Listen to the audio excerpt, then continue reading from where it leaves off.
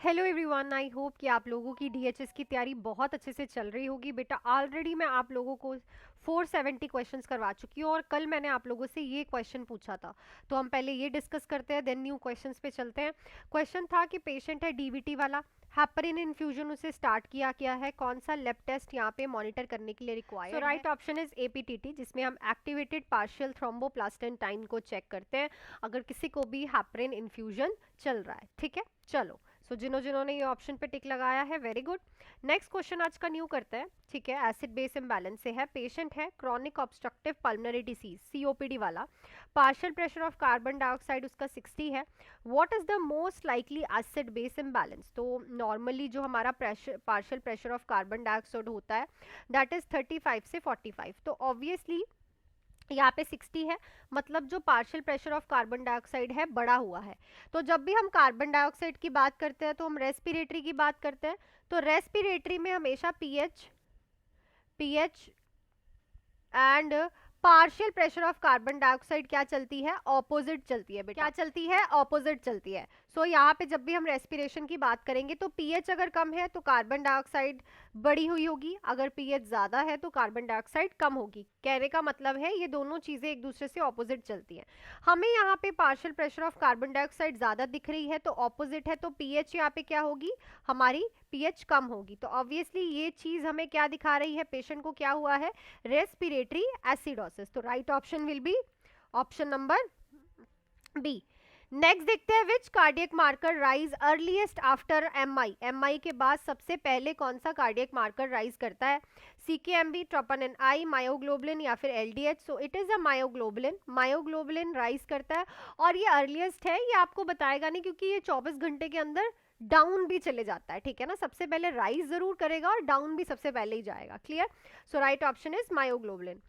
Next है, a nurse is caring for a burn patient, deep partial thickness injury है patient को, burn patient की care कर रहे हो, डीप पार्शियल थिकनेस इंजरी है, which symptoms indicate conversion to full thickness burn? तो इनमें से कौन सा सिम्टम बताएगा कि जो पार्शियल थिकनेस इंजरी थी अब वो कंप्लीट थिकनेस में कन्वर्ट हो रही है? blistering with pain, loss of sensations with leathery appearance, redness and intact capillary refill, oozing of plasma fluid. So जब हमें leathery appearance और loss of sensations दिखती हैं, ये हमें बताएगा कि पेशेंट का जो पार्शियल थिकनेस है वो कन्वर्ट हो गई है in the full thickness burn. ठीक है, so the right option will be option number B. Next पे चलते हैं, during labour foetal heart rate drops 90 beats per minute for more than 2 minutes after uterine contraction. तो labour के time पे जो fetal heart rate है वो 90 beat पर मिनट से कम हो गई है, और कितनी देर के लिए कम रही है? For 2 minutes. ठीक है, यूट्राइन कॉन्ट्रैक्शंस के बाद। तो इसको ये चीज क्या इंडिकेट करती है? Variable deceleration, early deceleration, prolong deceleration, acceleration. तो यहाँ पे जो राइट ऑप्शन रहेगा that is a prolong deceleration.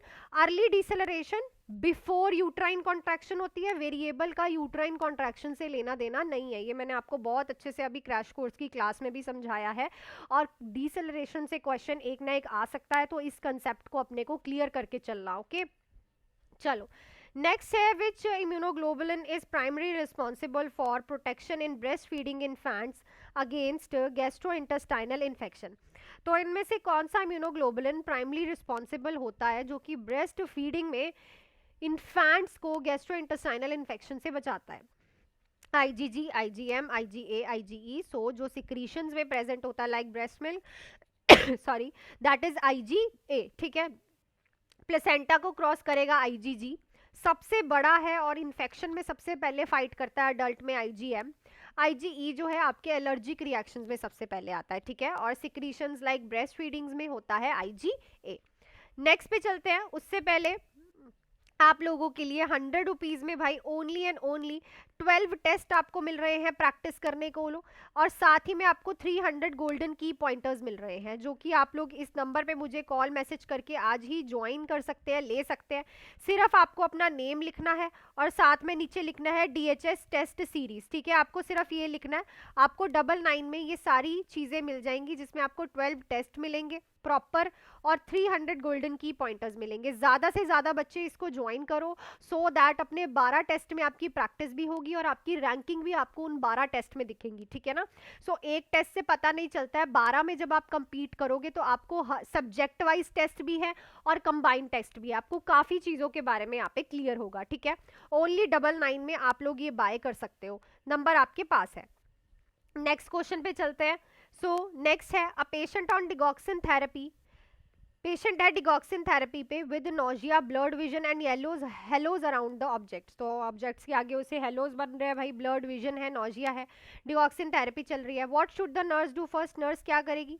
Stop the drug and check potassium level, give antiemetic, increase fluid intake, notify physician only if arrhythmia develops. So it is a science of toxicity. Digoxin के early sign होते हैं toxicity के, GI irritability.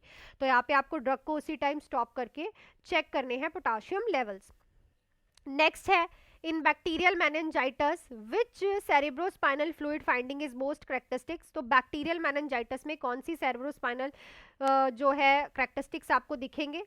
तो option आपके पास ये 4 है। Bacteria, मैंने आपको ये पहले भी बताया है, जब हम बैक्टीरिया की बात करते हैं तो वहाँ पे ग्लूकोज लेवल्स कम होते हैं, तो यहाँ पे क्लाउडी फ्लूइड होगा, हाई प्रोटीन होगा, लो ग्लूकोज होंगे और इन्फेक्शन की वजह से न्यूट्रोफिल्स हाई होंगे। जब प्रोटीन लो होगा तो वायरल मेनिंजाइटिस होगा, जब ग्लूकोज लो होगा तो बैक्टीरियल मेनिंजाइटिस होगा।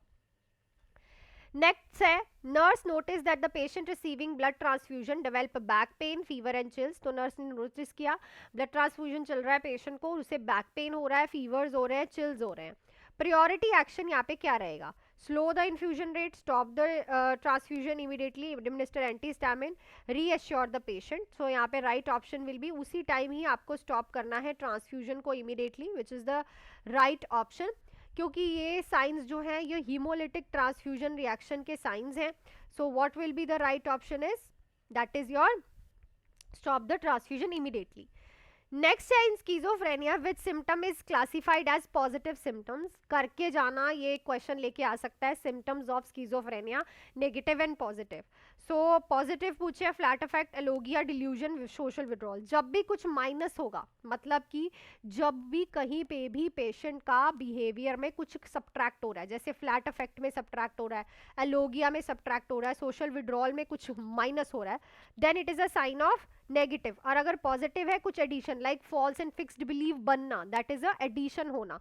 सो राइट ऑप्शन क्या रहेगा यहाँ पे? Option number C. नेक्स्ट देखते हैं, क्वेश्चन है, a newborn present with delayed passage of meconium. So newborn present है, डीलेड पैसेज है मेकोनियम दा, ठीक है, एंड एब्डामिनल डिस्टेंशन है, बिलस वॉमिटिंग है। क्या कंडीशन सस्पेक्टेड है? Pyloric stenosis, Hirschsprung's disease, duodenal atresia, intussusception. So लिखो भाई कमेंट सेक्शन में, डीलेड मेकोनियम पास नहीं किया है, एब्डामिनल डिस्टेंशन है और बिलस वॉमिटिंग आ रही है, ठीक है। सो आई थिंक आज भी आप लोगों को सारे क्वेश्चंस बहुत अच्छे से समझ आ गए होंगे, काफ़ी डिटेल में हमने सारे क्वेश्चंस को पढ़ा है। सो अब मैं ट्राई करूंगी कि आपको एमसीक्यूज की जगह कुछ पॉइंटर्स करवा दूं 2 दिन। टिल देन आप 12 टेस्ट, 12 टेस्ट जिसमें आपको सब्जेक्ट वाइज टेस्ट भी दिखेंगे, प्लस आपको कंबाइंड टेस्ट भी मिलेंगे, प्लस 300 गोल्डन की पॉइंटर्स जो कि आप बाय कर सकते हो ओनली 99 पे। इस नंबर पे अपना नेम और DHS टेस्ट सीरीज लिख के। सो मिलती हूँ आपको नेक्स्ट क्लास में। Till then do hard work, make your parents proud and all the best.